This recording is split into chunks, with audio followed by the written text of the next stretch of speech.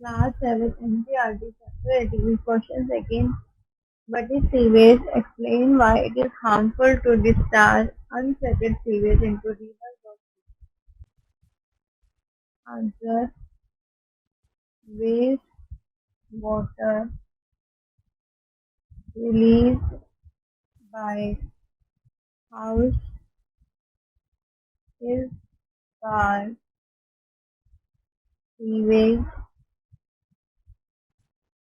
Untreated sewage untreated sewage should not be discharged should not be discharged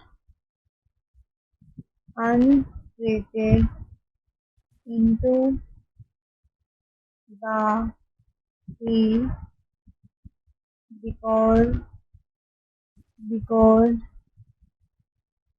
sewage consists of pollutants and harmful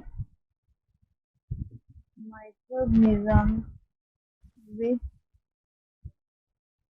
will contaminate water, causing disease in people. Using contaminated water